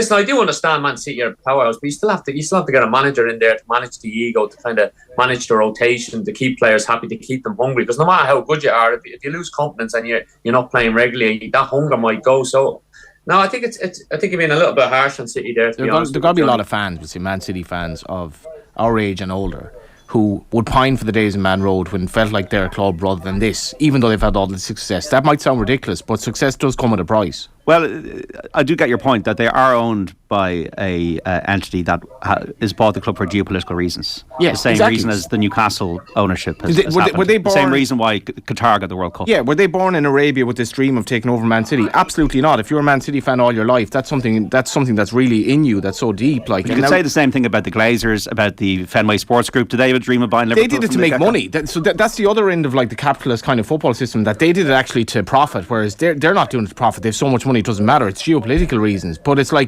is the Etihad a sterile environment compared to what Main Road was when Man City weren't that great? Yes. Oh, to have a British owner like Joe Lewis at Tottenham, and they never do anything. West Ham 2, Everton 0, Southampton 0, Aston Villa 0, Leicester 2, Brighton 1. So Harvey Barnes has put the Foxes in front, a much needed score for them. Bournemouth 1, Nottingham Forest 0, ended goalless between Liverpool and Chelsea in the Championship. Bristol City 1, Blackburn 1. It ended Coventry 2, Norwich 4. Latest scores: Birmingham 0, Preston 2, Cardiff 0, Millwall 1, QPR 1, Swansea 0, Stoke 2, Reading 0, Watford 1, Rotherham 1, and Wigan 0, Luton 2. So just before we go to the break, some texts. We have Klinsmann's diving celebration from his first into Spurs. John, was a classic celebration, says Adrian. Thiago kind of times delay his pass slowing attacks up Liverpool, need a solid right full and allow Arnold the freedom of the pitch. Lost count the number of times Thiago lost the ball today. You're right. I'm not sure what they want him to do because he doesn't create anything, says Michael. And you're not on your own, Stephen Elliott. Myself and my dad watched Giggs score the wonder goal against Arsenal on one of those small boxes on the TV, says Ross. We're back with Stephen Elliott, Dan McDonnell and Johnny Ward on Football Saturday after this. Football on Off the Ball. With Sky, catch Arsenal versus Man United tomorrow on Super Sunday. Live, only on Sky Sports. This is News Talk. At News Talk, we're passionate about supporting local Irish businesses. And thanks to Aldi, shopping Irish has never been easier. Think you've got what it takes to become one of Aldi's next Irish suppliers? Look no further. Grow with Aldi is back for its 6th year, and applications are now open. A supplier development programme like no other. It gives Irish businesses the opportunity to grow and scale their business. Successful applicants will see their product hit shelves at 155 Aldi stores nationwide. All so you can shop Irish in your weekly food shop. Visit newstalk.com/grow to learn more or apply now. Greener choices are the key to a sustainable future. That's why Energia will give you cash back for any excess energy you produce from solar panels at home with our great value microgeneration tariff. Because the choices we all make today will change how we live tomorrow. You're snuggled up on your soft new velvet sofa, the one you just bought in the Easy Living Interiors winter sale. It's so comfortable, just like the luxury mattress and plush bed frame you couldn't resist. Well, they were 60% off. And as for your sleek new extending dining set, everyone loves it, and you loved the price. From bestsellers to new collections, expert interiors advice to finance options and fast delivery. Reimagine your home with Easy Living Interiors. Cork, Dublin, Navan, Naas, Wexford, Waterford, Carlow and Drogheda. Winter sale now on. Hotels. We often play host to so many of life's big events, whether they're a once-in-a-lifetime occasion or those few magical moments away each year. At FBD Hotels and Resorts, our teams are committed to making every visit memorable, whether it's a drink with an old friend or making that perfect business pitch. Behind each memory is a team that cares. FBD Hotels and Resorts. It's just our way. The sale you've been searching for is back. Switch to Virgin Media now and enjoy 500 meg ultra-fast reliable broadband and TV 360 for just €54 a month for 12 months. Switch in-store or at virginmedia.ie. Virgin Media. Bring on amazing. T's and C's apply. See virginmedia.ie, subject to availability. New customers only. 12-month contract. 500 meg broadband and big TV. €54 a month for 12 months. €99 thereafter. Ends February 15th, 2023. At Centra this week we have great offers, like Centra Feshars chicken breast fillets 680 gram only $6.99. Centra Soup 400 gram selected range any 2 for $3.50. And Casillero Del Diablo Cabernet Sauvignon only €10. Smart choices, choose Centra. Centra, live every day. Enjoy cost sensibly. Doing well in your career but looking to do better? At DBS we want you to get to where you want to go with professional diploma courses. Taught by people as successful at what they do as they are at teaching it. Kickstart your career with professional diplomas starting this January and February. Visit dbs.ie. DBS. Ambition realised. Order. There's a lot to be said for it. Not the restrictive, always play by the book, straight down the line kind of order, but the order you place for a brand new 231 Audi. An order best placed having experienced true progress with a test drive at your Audi dealer, where you will also get advice on the options available to ensure owning your 231 Audi is as straightforward as possible, which is proper order. Visit your nearest Audi dealer, where future is an attitude. Don't miss the sale of the year with DID Electrical, with the big range of Tower Vortex large capacity air fryers from only $79.99. The Samsung Galaxy A8 32GB tablet only $179.99. The North Mende 55-inch smart 4K UHD LED TV only $399.99. Plus the Bosch 4 Series 8kg heat pump tumble dryer only $589.99. Shop Guaranteed Irish at your local DID Electrical and DID.ie. Double the difference, we won't be beaten on price. Imagine you're booking a holiday, you go to check your passport and alarm bells. It's out of date. Oh, thank you. The good news? A new passport is just a scroll away with Passport online at dfa.ie/passports. Applying online only takes about 10 minutes, so it really is the quick, easy and most cost-effective way. So check your passport is in date today and renew it at dfa.ie/passports. An initiative of the Government of Ireland. Do you have a heritage project or idea that needs support? The Heritage Council is now seeking applications for projects that enhance the maintenance of heritage collections, objects and buildings, improve access to heritage sites, or where specialised equipment is required. We particularly welcome projects that give greater access to heritage for people with disabilities and explore the heritage of minority groups. The closing date for applications to the Community Heritage Grant Scheme is the 20th of February. See heritagecouncil.ie for more. Football on Off the Ball. With Sky, watch Fulham take on Spurs on Monday Night Football. Live, only on Sky Sports. This is News Talk. And you're welcome back to Off the Ball Saturday here on News Talk. John Duggan with you through to 5. This is Football Saturday. We're joined on the line by the former Republic of Ireland striker Stephen Elliott and with Dan McDonnell of the Irish Independent, who's at the FAI AGM today. Also in studio is Johnny Ward, the broadcaster and journalist. Remember, our football coverage on Off the Ball brought to you by Sky. The Premier League is back. Watch every live game for the rest of the season on Sky Sports, BT Sport and Premier Sports. In the Premier League, West Ham 2, Everton 0. Declan Rice nearly adding a third. Pretty grim performance from Everton today. Southampton 0, Aston Villa 0, Leicester 2, Brighton 1 and Bournemouth 1, Nottingham Forest 0. And we also have in League 1 today, Conor Hourihane scoring for Derby.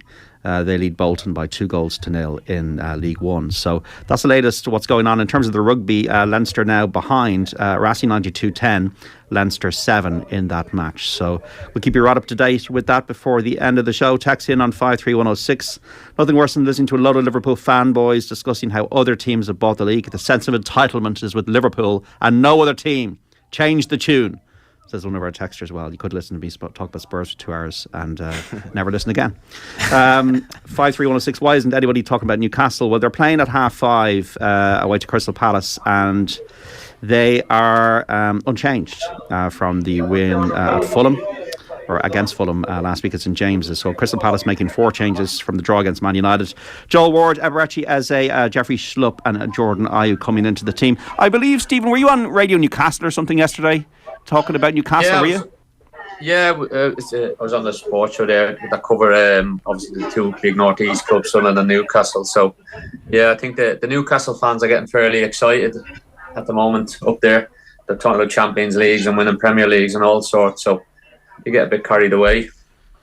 What's Eddie Howe getting right, Stephen? He's got a good squad of players there, like really good squad of players, and he's got them all believing in the system for a start, and he's got them hungry. They're running hard, like off the ball, on the ball, and they got some quality there. Like, I think that the signings that have come in have really helped. Obviously Trippier, who I didn't think had a great game last week against Fulham, but he's proven quality in the Premier League. Obviously he went away to Atletico Madrid and he picked up a few tricks over there. You've got obviously Guimaraes. I know he picked up an ankle injury, but there's talk that he's involved in the squad this week. They got good strikers there. Callum Wilson, Isaac comes in. He's come in. He looks a really exciting player as well. I think the fact that they're able to let Wood go out to Forest tells you everything. And I think Almiron, he's been the standout this year. He's always kind of had that energy and worked really hard about the pitch, but I think he's had the goals. I know he hasn't scored in a few weeks, but he looks a real goal threat. He's got plays with a smile on his face, Leaves. Yeah, he does, and I think there was a bit of pressure on him. I think at the time when they signed him, he was a club record. I think he paid 20-odd million for him, and he came in and he played well, but he just couldn't quite kind of everything.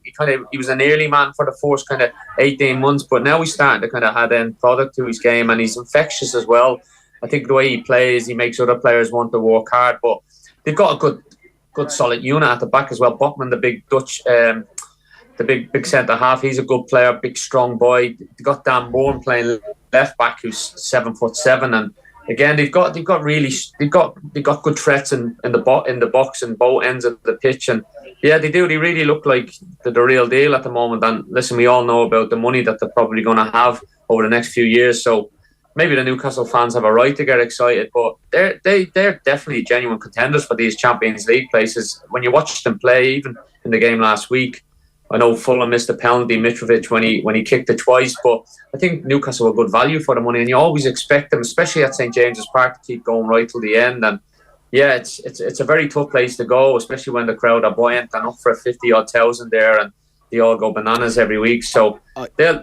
I think as well, Sleeves, like you'd kind of, as much as, you know, we give out about the World Cup and we're still kind of captivated by it, whatever about the money, like Eddie Howe, the job that he has done and how well they're playing, how solid they are defensively. Their goal difference is plus 22. Man United is plus 8 at the moment. And if you see if they beat Palace, and the one thing about, like, what was it like playing up there and being part of like the Northeast derbies? Because like I have been to St James's Park, and like that is a proper football city. Like, and in fairness to the fans, you wouldn't begrudge them a bit of love as well. No, well, the thing is with the Northeast, there's not much else happening up there other than the football. So if your football club is doing well up there, then it means everything, and it changes the whole mood of the city. And again, obviously, I would be a Sunderland man, but you can't help but look what's going on. I think Eddie Howe, when he went in there, people were saying people were questioning whether he was the right manager. Obviously, he'd been out of the game for a while after he's left Bournemouth, and they were kind of questioning whether he was the right man to come in and kind of deal with all this potential finance, big players that were going to come into the club. And he's done a phenomenal job there. The thing as well, he's got the supporters believing too, and when you go and play there, it's a very kind of hostile place. The stadium, it's a big, obviously massive stadium, and it's perched right in the middle of the city. And you go there as an away team, and you know you're going to be in for a game. But when they're playing well like that, I think they'd give anybody a game, especially at the St James's Park at the moment. And I think that when Mike Ashley left the club, I think it gave everybody a lift up there. I think there was a bad scent around the place when he was involved. He just felt like they were taking money. He was taking money from the club and just balancing the books every year, staying in the Premier League. Obviously, you had Benitez there, Steve Bruce there, managers that they weren't, the way they played, it wasn't pleasing on the eye. But in fairness, these new owners come in and listen, they've got a lot of money, and they brought Eddie Howe in, who plays a nice brand of football. And the fitness levels of the Newcastle team are phenomenal at the moment.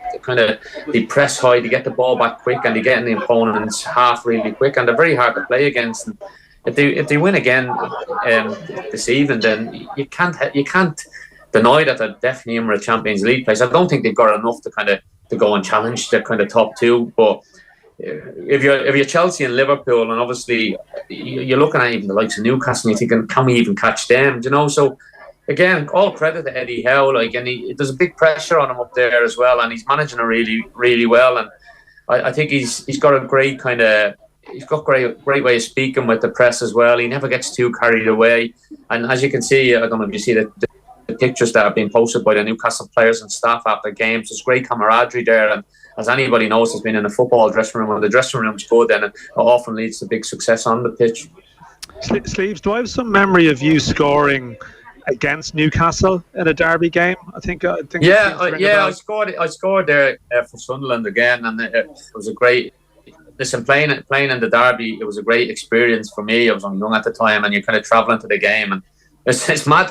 You talk about the old firm game, but I know Sunderland are in the Championship now at the moment. But the Sunderland Newcastle game is as big as any derby. Like the hatred, that's what I would describe it as, pure hatred there between kind of Newcastle and Sunderland. And again, I think the supporters of both clubs, they haven't had a derby in a long time, and I think when the derby comes along, the supporters actually, they enjoy it, but they don't it's just a matter of getting the result, no matter how. And obviously, I was looking up the score in the game, and it was a crazy experience. Obviously, we only had a couple of thousand right up in the gods in the stadium, and you don't hear anything when Sunderland scored. The kind of stadium kind of goes quiet, but again, when they score, it's the opposite. The place goes absolutely crazy. And yeah, that's the only shame. It's a shame Sunderland have been kind of lingering in the lower leagues, because it's a great derby again from a neutral point of view to watch too. You see the passion of the two teams, but I think Newcastle now at the minute, they look like they're kind of travelling in a really good direction. Some sympathy for Everton, JD. They've kind of given it a bit of a go in the second half, but 6 minutes to go. You wonder, is it 6 minutes of Lampard's reign left? 2-0. I mean, this is a pretty poor and somewhat diffident West Ham side, and they've given it a go, but it's just bleeding to a conclusion here in it could be his last game, I guess. Pat of Waterford just mentioning Peter Thomas, the former Waterford keeper who died during the week. So I think he played for Galway United as well, and rest in peace. There were some lovely messages in Galway about him, and he came down. I think he changed his nationality to Irish as well, because he was born in England, but absolutely. Yeah. He made a couple of appearances for the Republic of Ireland, Dan, I believe, in the 70s. Yeah, we would have been at the soccer writers dinner last weekend, and he's the previous winner of the main award at that, which is probably difficult for a player in his position to do. So it sort of speaks to his importance and his popularity around the game at that point. So yeah, certainly it was tribute to him today at the FAI event, because I suppose to the older generation that name would mean a lot. 53106. Hi guys, love the show. A couple of things. There was a cable link that had the 9 screens. Oh yeah, cable link. There we go. So used to have the Super Channel on it as well. Super Channel. And Screen Sport. Remember Screen Sport? And also Thiago's luxury player, you can accommodate him with the workhorse beside him in midfield, but Liverpool done it one now. And finally, for a team like City, who said that the people of Manchester's club united have an unbroken run of naming an academy graduate on the league match day squad, stretching back to the Busby Babes, says John in Dublin. On Arsenal Man United tomorrow, Stephen Elliott, can Arsenal go the whole way now? Can they win this thing? I think, of course, they can. You only have to look at the gap at the table at the moment. You keep waiting for them to kind of slip up and go on a kind of run after what. The only reason why you think that is because it's been so long since they've won a title. And maybe the squad as well. The squad isn't strong enough. Yeah, but there's been so many false dawns with Arsenal over the year. But I think in Arteta, he's a manager that's, listen, he could have been out of a job early last year if kind of some people had their own way. But to be fair to Arsenal and the board there, they stuck with him, and now they're kind of reaping the rewards of that. And if they go and beat Man United tomorrow, then yeah, they're massive favourites to win the Premier League. I know obviously you could say if they pick up a few injuries that they've only got a strong kind of 11-12 players, but those 11-12 players are playing out of their skin at the moment, and players like Odegaard, who's been phenomenal, probably one of the best players in the league this year, and obviously Martinelli, who he didn't have the greatest of games last week against Spurs, but he's still a constant threat. Saka as well, he's a good player.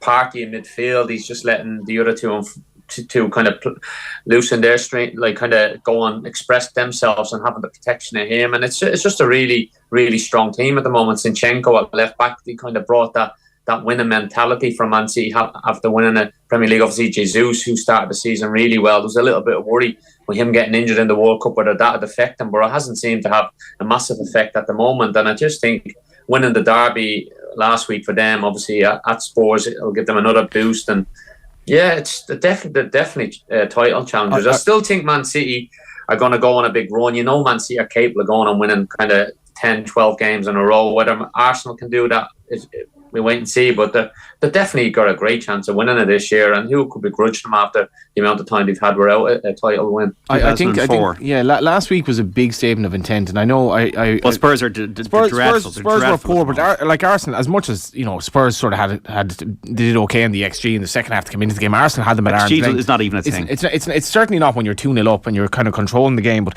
the only game Arsenal lost this season was because corresponding game at Old Trafford, when they were really quite unfortunate to lose the game. And I wonder psychologically, will that be to be out for a bit of revenge tomorrow? If they win tomorrow, you know, how many big games do they have left this season? Because they're a bit of a winning machine at the moment, Arsenal. And I know Steve says that about Man City, though. I don't think City have played well enough almost at any stage this season for you to be confident that they're just going to go on this mad run. Because are you calling Arsenal now? They're favourites. Are you calling them? Obviously, I'm not calling them. Like Anton Chigurh.